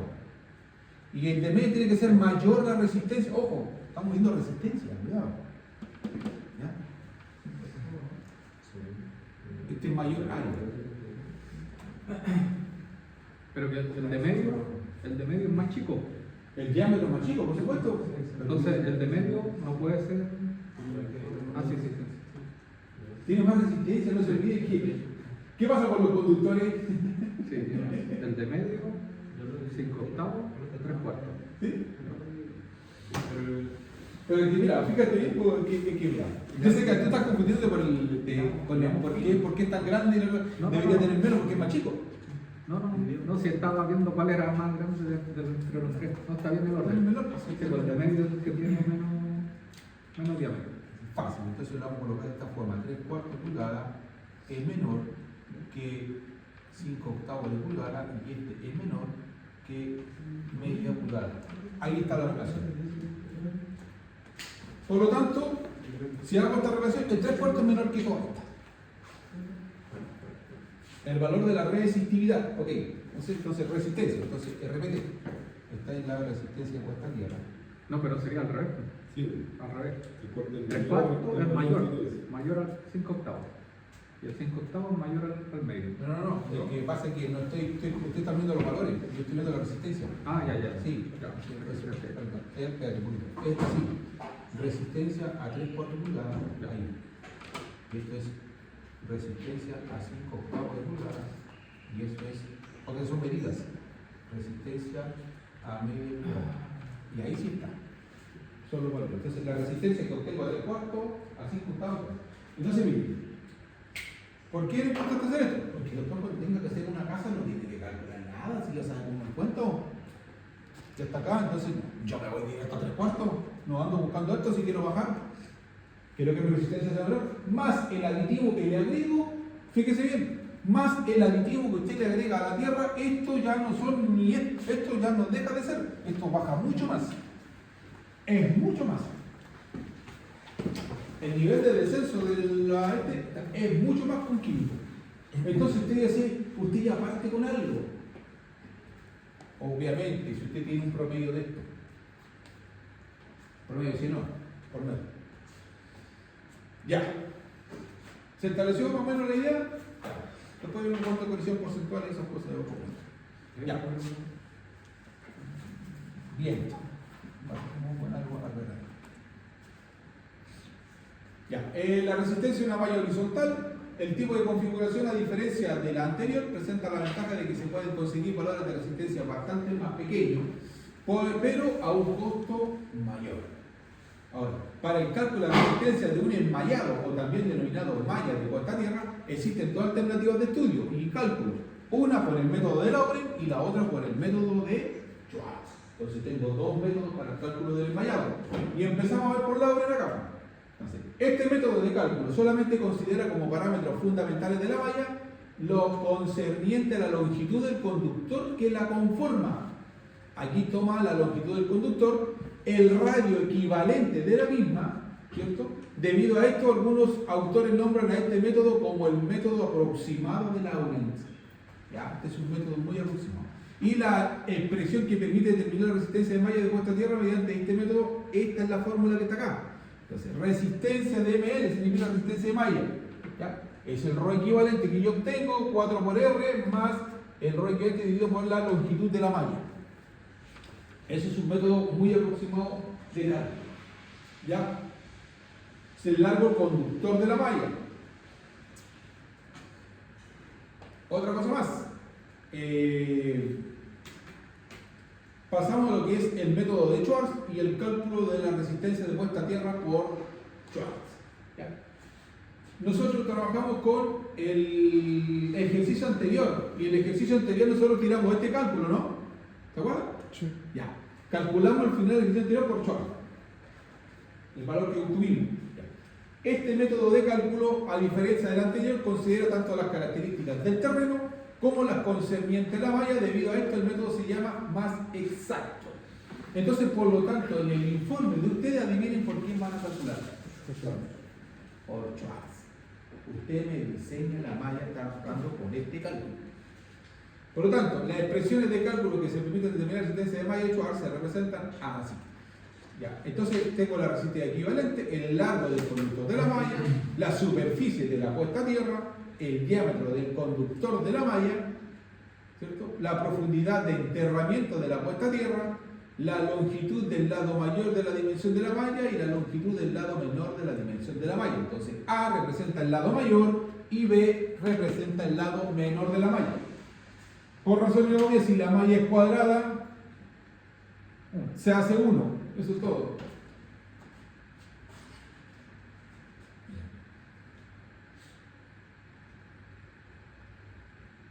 ¿Y esto? Hasta llegamos. Eso era lo que hicimos en el cálculo anterior. Eso es lo que terminamos con el ejercicio anterior.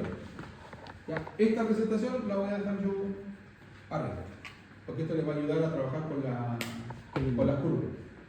Ahí está con el tema de las curvas. Ustedes después tienen que darle valores. ¿Dudas, preguntas, consultas? Pero la fórmula del electrodo vertical, ¿no, profesor? Que ahí no le puso el -1 y en las otras fórmulas que nos pasó va con el -1 al final.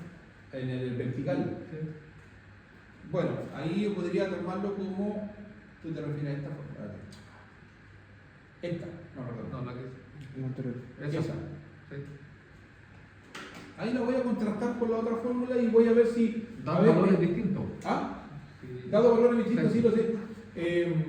Pero. La que nos pasó en esta Sí, guía. sí. Y de hecho, ¿Qué valor te da con el -1? 53, usando el 3,4. O sea, el 3 3,4. cuartos. Te da 52, te da 62. Ah, perfecto. Sí. Más o menos hay diferencia de 7 ohms, 8 ohms. Sí, pues, y lo otro fue que dentro de uno de los ejercicios, porque calculamos Esa la sale salida, la IEEE porque Sí. yo. el A ¿No? aquí está dado como ¿El A? No, pues da el radio del Sí, electrodo. y en este igual viene dado como distancia, o sea, diámetro. Diámetro. Sale D. Sí. Te sale como D. Ya, pero ojo, el nombre simplemente depende. Yo le puedo cambiar hasta X si quiero, pero siempre y cuando lo especifique acá a qué se refiere nomás. No sé si se acuerda que la otra vez yo le dije lo mismo, que Sí. las fórmulas que nos dio ¿Sí? salía calculado por el diámetro y en otra sale por radio. Claro. Sí, sí, tú me la estableciste así. Me dijiste que. O sea, sí, pues eso fue lo que yo pude encontrar. Claro, pero en la IEEE, ¿cómo te sale? ¿Lo contrataste Aparecen las con la dos. IEEE? ¿Ah? Aparecen las dos. Las dos. Entonces, claro, cualquiera de las dos puede tener. Pero aparece con el -1. ¿En las dos te aparece con el -1? Sí. Entonces vale esa. Ya, esa se toma en cuenta. Por eso que si te das cuenta que es importante contrastarlo con la IEEE. Claro, este dato, como este lo sacaron de un texto, entonces te compara, a lo mejor no se basó íntegramente en la IEEE, o simplemente no lo ingresó nomás el -1 y tiró la fórmula. ¿No? Pero para mí, mata lo que diga la IEEE, ¿ya? Porque yo declaro por eso. En la IEEE 80. Exacto, IEEE 80. Y tiene que quedarse con la puesta diaria, ¿ya? Eso lo vamos a corregir. Pero la fórmula la voy a colocar igual. Eso no es el problema, la voy a colocar. Eso es lo de menos. ¿Cómo se llama? Ese sería un tema, ¿ya? Pero un tema para el lavado. Lo que tiene que ver acá con este lado de acá, el método de Lauren, es un método utilizado, pero un método más aproximado, ¿ya? Usted tiene una aproximación nomás de esto. A usted le sirve para tirar unas líneas nomás por esto. Es decir, si tengo un terreno de tal y tales características, usted si tengo una malla de 10 por 10 acá, ¿cuánto me podría dar aproximadamente? Y usted puede jugar con esos valores. Pero eso es aproximado, pero un valor exacto es el que le va a dar cuando usted lo calcule con este método. Este es el método exacto. Entonces, estas son las fórmulas que hay que hacer para trabajar con el cálculo de la malla. Eso es. Bien.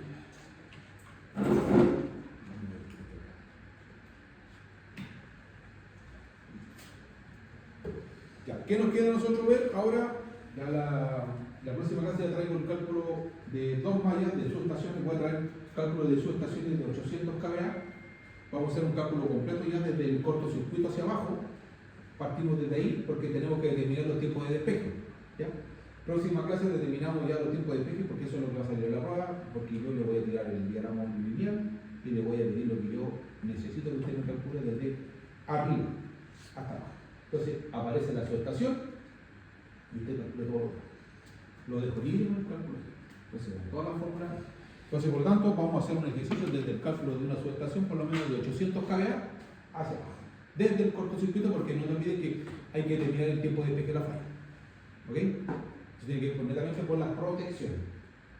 ¿Ya? Obviamente le voy a dar los valores de la resistividad que usted obtuvo. Hay una tabla con valores de resistividad. Normalmente 3 capas siempre va con 3 capas, nomás no vamos. Va a depender del valor. Pero voy a traer un cálculo de esa índole. Ya para lo vamos a desarrollar completo. Hay que hacerlo completo. Pregunta con respecto al trabajo. Algo, le falta algo. El informe, espera un poquito. Al tiro porque me voy a olvidar. Ya, con respecto al trabajo, profesor, Por ejemplo, nosotros hicimos, no sé, pues hicimos una de Bene, hicimos una de Slumberger. En el informe podemos poner las que nos dio la mejor curva. Por supuesto. Puede ser una de Bene o una de Slumberger. Una de las dos. Claro. Pero en la rúbrica parecía que tenían que ser los dos. No, lo que pasa es que la única. El desarrollo de acuerdo a los dos métodos. No, pero yo no quiero dos cálculos. Entonces, usted puede colocar los datos de los dos obtenidos bueno, y usted dice de estos dos cálculos y esta. Nosotros trabajamos bajo esta obra. Usted me representa las curvas obtenidas, ¿no? A eso me refería. Claro, quizás a lo mejor no lo especifique bien que elija una, tenía que haber dicho, pero represente las dos y elija una para el cálculo. Eso me faltó agregar. Pero es para que ustedes no hagan dos cálculos. Para el cálculo de la cuesta tierra. Claro, porque no se olvide que usted va a pescar una y con esa va a trabajar en el desarrollo. Entonces, y el desarrollo es largo, entonces ¿para qué va a hacer todo? O sea, al final igual hay que hacer la gráfica de las dos, compararla con los dos métodos, pero al momento de hacer el cálculo de la resistencia a cuesta tierra, A eso me solamente refiero. uno. Claro. Porque yo tengo que decir, mira, la curva que dio él, y él dice, claro, por eso eligió esta curva, perfecto, con este método le dio esto, este terreno tiene esto, ya, pero simplemente con la curva también se puede analizar, se puede discernir, ¿entiendes? Entonces, elegimos esta. Esta es la curva representativa de este terreno, de esta medición por este terreno, y esta. Y ahí ustedes explican. Es un informe, por lo tanto, ojo, es un estudio de la óptica, estamos haciendo una óptica de estudio. Ya, vamos a hacer la. Traje el.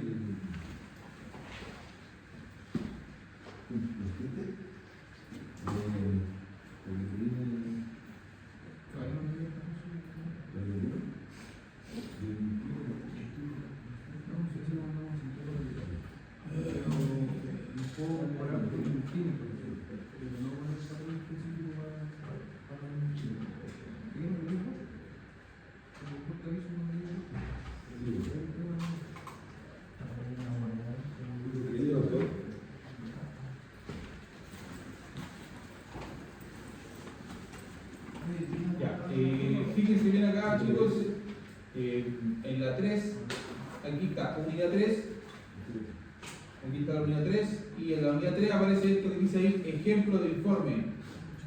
Ese es el informe que ustedes tienen que pensar, un informe tipo, ¿ya? Esa es una forma que tienen y la saqué de esta empresa.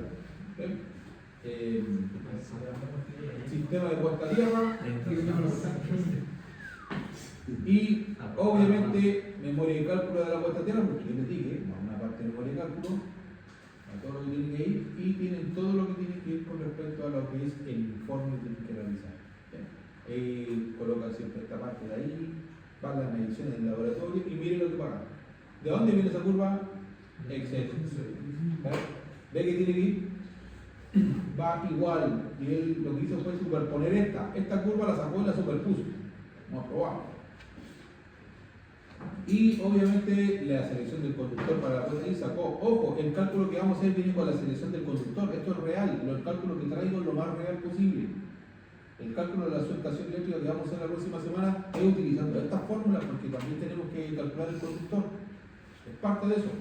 La tensión de paso, que es lo que te pide siempre para declararlo, esto, voltaje, y obviamente todo lo demás que viene con respecto a los valores obtenidos, de las tablas que le puso, y aquí viene, ojo, cálculo de la resistencia de puesta a tierra de malla, valor de tensión con tanto papel de edificio, y viene ahí todo lo demás que él va llenando con las consideraciones. Listo, que está acá, ahí está, miren, fíjense bien, y hace el desarrollo, miren el desarrollo. Está. Eso es parte de la memoria de cálculo. Vale. Entonces es lo que tienen que tener ustedes. Miren, todo eso. Y miren lo que le dio 1.12. ¿Ya? Entonces, esto está arriba en el portal. Con respecto a la asistencia, vamos a ver aquí la asistencia. Para que suba la diapositiva que estamos haciendo ahorita también. Sí, la voy a subir al y Para que no. vamos a ver cómo No, ahí no. ¿Entendiste? Me quedé en la primera etapa. No sé, Santi, me quedé en la primera etapa.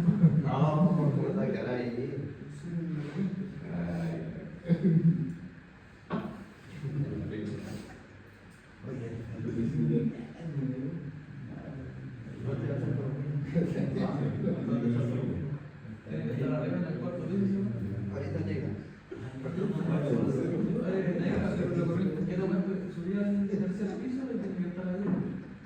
Sí, yo creo que está bien. Tiene que estar ahí. Ahí me voy a ir a traer. Y ya cuando lo vamos a ir,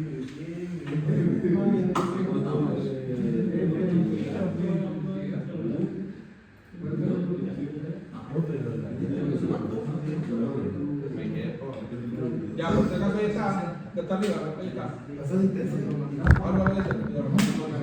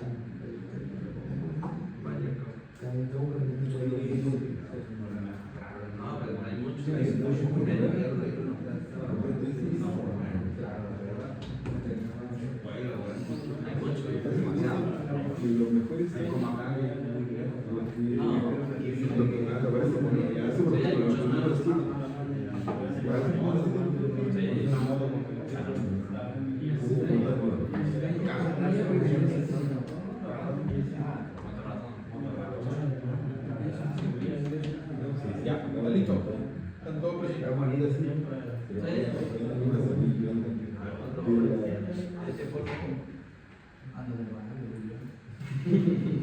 Ya, subí todo el material por si acaso, ya está en el portal. Y está el material del informe, está todo el portal. El informe tipo lo tienen que hacer. Ya entonces la próxima clase ya calculamos la malla con respecto a lo que es el cálculo del conductor y todo lo que viene, lo que pide en un informe. Lo vamos a hacer completo.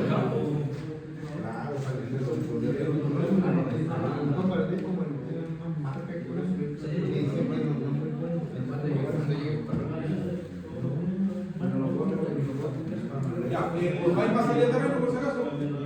Se acabó la salida de terreno y no tenemos más. Dos. Y ahí quedamos. Pero que ya no queda uno en la cara. Vamos a hacer una cosa. ¿Estáis planificando hacer algo antes de las. ¿Cuándo tenemos la última prueba? El siguiente sábado. El siguiente sábado. ¿Jueves y sábado? ¿Qué? ¿Jueves y sábado? No, siguiente sábado. ¿La prueba? Siguiente sábado es la prueba. Y después de eso viene la presentación. Tenemos 2 semanas. Ah, no, pero lo que dio la prueba es. Ah, no, esa es la a fin de mes, la del martes. Cae martes y jueves, Dijo el. Sí. martes y jueves, 2 días que pueden hacer. Porque algunos que se llegan, están el martes bajando y el jueves pueden hacerla. Hay otros que suben el martes y ya no pueden hacerla, o sea, suben el miércoles y ya no pueden hacerla. Tienen que hacerlo el martes. Entonces el siguiente jueves va a hablar más. Sí, te va a llegar a entender, ¿Qué dice el profe que estaba viendo otra salida? Estoy viendo otro tema también, si podemos hacer algo. Ah, no, pues, nos falta la experiencia del laboratorio. Ese nos falta. Acá, sí, Mario. voy a bajar a hablar con el Diarco. Ahora voy a hablar con el Diarco. Tiene 2 moldes por si acaso, yo lo vi. Sí, 2 moldes y vamos a ver qué materiales tiene de PP. Voy a tener caneta.